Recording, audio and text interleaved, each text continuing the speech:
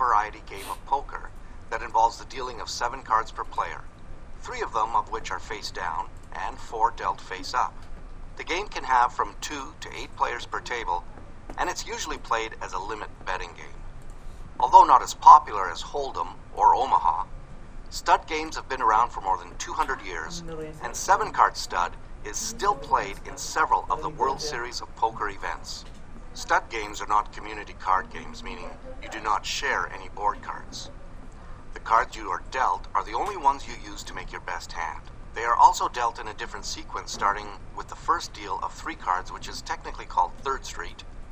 2 cards are dealt face down in the hole, 1 is dealt face up. This is your door card. Of course, the strength or apparent strength of these 3 cards will have a major impact on your decision to play the rest of the hand. The remaining rounds are dealt in this sequence: 4th Street face up, 5th Street face up, 6th Street face up, and 7th Street, or the river, dealt face down. Of course, having cards dealt face up allows all players to see everyone's up cards as well as their own.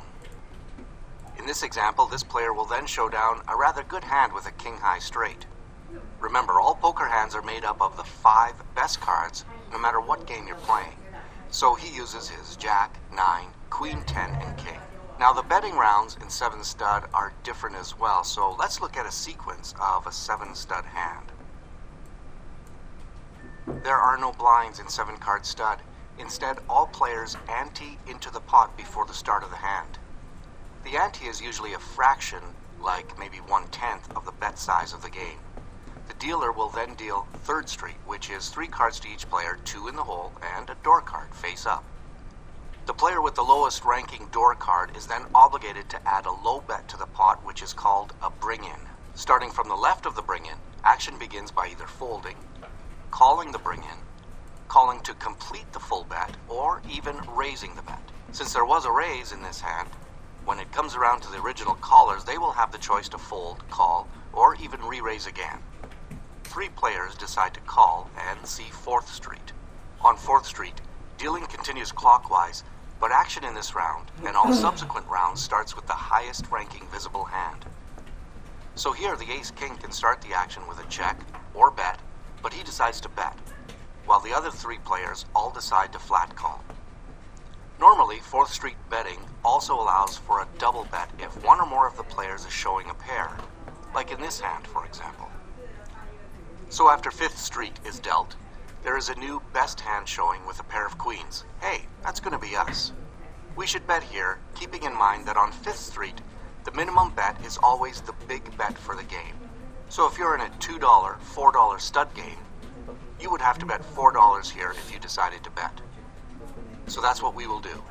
We get a call, and then, whoa, a re-raise from the player holding 3 spades. That bet forces this player to fold. But we put in a call, and so does this player. Okay, that means there's 3 of us going to 6th Street. We still have the best hand showing, so it's up to us to check or bet. But now we're a little cautious about getting re-raised again, so let's just check this time. The next player does the same thing, but as you might have guessed, this player leads out with another bet. If his last card was another spade, that would probably mean an easy fold for us, but the deuce could also mean 2 pair now. So we may be behind, but let's just peek at our cards again, because you know what? We picked up an open-ended straight draw too, so with the pot this big, we should probably make the call. The other player didn't like his last card too much, so he folds, leaving just us and him. So those chips are added to this pot, and now it's time for the river card, which, as you might remember, is dealt face down. And so we decide to check just to be safe, but once again, our opponent bets out. Betting out here into a pot this size is almost inviting a call, so we really could be behind now, even though we hit our king-high straight on the river. We are beat by a full house and a flush, which is what he's been representing all along. But before he turns his cards over, it's important to note that one of the skills required to be a winner at 7-card stud is observation, or simply paying attention. In that way, you can take full advantage of all the information that 7 stud lays out on the table for you in the form of up cards. For example, our opponent here has put out a bet representing either a flush or full house.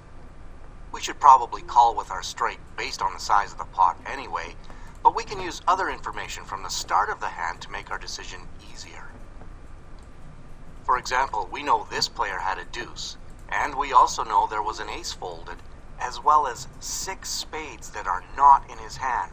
In addition, it's a rather standard play to raise with an ace as your door card to start the hand. So with all that, combined with those favorable pot odds, we make the call, and our opponent turns over a rather good starting hand that turned out to be just a low pair with a busted flush draw. And that's a very nice pot for us. There are some basic strategy tips to get started in 7-card stud, such as using your memory and observation skills, being aggressive with your good starting hands, and playing your